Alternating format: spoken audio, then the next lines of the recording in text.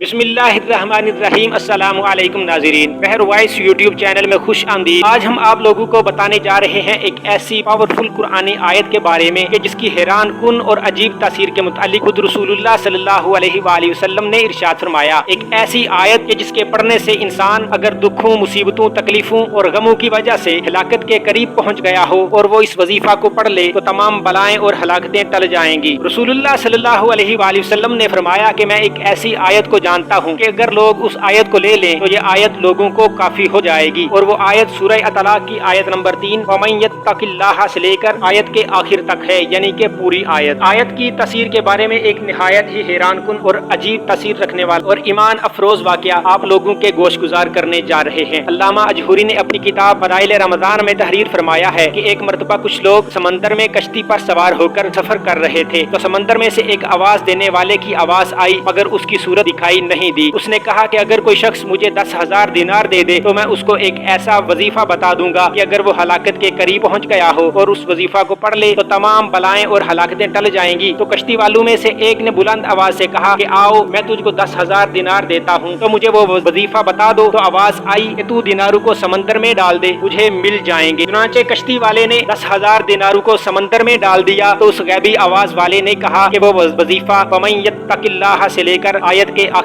تک ہے، تجھ پر جب کوئی مصیبت پڑے تو اس کو پڑھ لے۔ یہ سن کر کشتی کے سب سواروں نے اس کا مذاق اڑایا اور کہا کہ تو نے 10,000 دیناروں کی کثیر دولت ضائع کر دی۔ تو اس نے جواب دیا کہ ہرگز نہیں، میں نے اپنی دولت کو ضائع نہیں کیا اور مجھے اس میں کوئی شبہ نہیں کہ یہ قرآن شریف کی آیت ضرور نفع بخش ہوگی۔ اس کے بعد چند دن کشتی چلتی رہی، پھر اچانک طوفان کی موجوں سے کشتی ٹوٹ کر بکھر گئی اور سوائے اس آدمی کے کشتی کا کوئی آدمی بھی زندہ نہ بچا۔ یہ کشتی کے ایک تختے پر بیٹھا ہوا سمندر میں بہتا چلا جا رہا تھا، یہاں تک کہ ایک جزیرہ میں اتر پڑا اور چند قدم چل کر یہ دیکھا کہ شاندار محل بنا ہوا ہے اور ہر قسم کے موتی اور جواہرات وہاں پڑے ہوئے ہیں، اور اس محل میں ایک بہت ہی حسین عورت اکیلی بیٹھی ہوئی ہے اور ہر قسم کے میوے اور کھانے کے سامان وہاں رکھے ہوئے۔ اس عورت نے اس سے پوچھا کہ تم کون ہو اور یہاں کیا کر رہے ہو؟ تو اس نے اس عورت سے پوچھا کہ تم کون ہو اور یہاں کیا کر رہی ہو؟ تو اس عورت نے اپنا قصہ سنایا کہ میں بصرہ کے ایک عظیم تاجر کی بیٹی ہوں، میں اپنے باپ کے ساتھ سمندری سفر میں جا رہی تھی کہ ہماری کشتی ٹوٹ گئی اور مجھے کوئی اچانک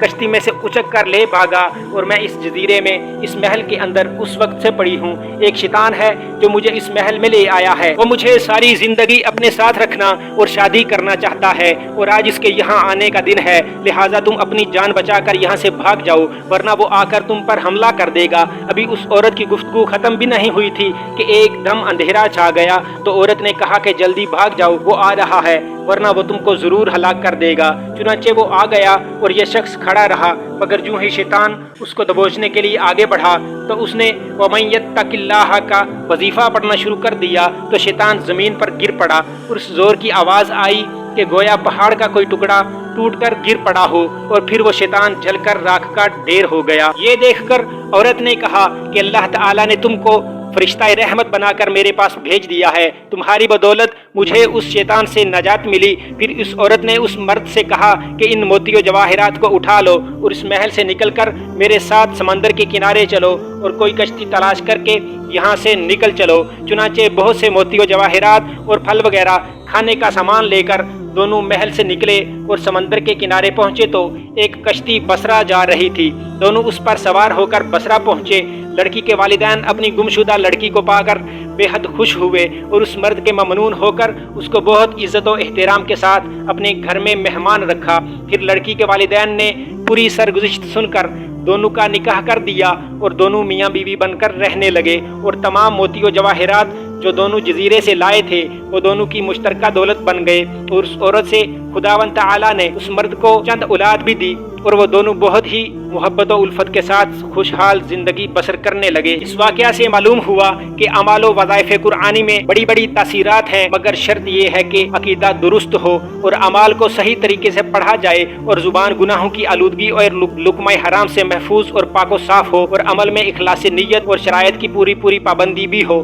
تو انشاءاللہ تعالی قرآنی اعمال سے بڑی بڑی اور عجیب تاثیرات کا ظہور ہوگا، جس کی ایک مثال آپ نے پڑھ لی ہے۔ دوستو کیسی لگی آج کی یہ ویڈیو؟ کمنٹس میں اپنی قیمتی رائے کا اظہار ضرور کریے گا، اور اگر ابھی تک ہمارا چینل سبسکرائب نہیں کیا تو برائے مہربانی پہلے اسے سبسکرائب کر لیں تاکہ آنے والی ہر نئی ویڈیو آپ تک بآسانی پہنچ سکے۔ خدا آپ سب کا حامی و ناصر ہو۔ ملتے ہیں اب نیکسٹ ویڈیو میں، تب تک کے لیے خدا حافظ۔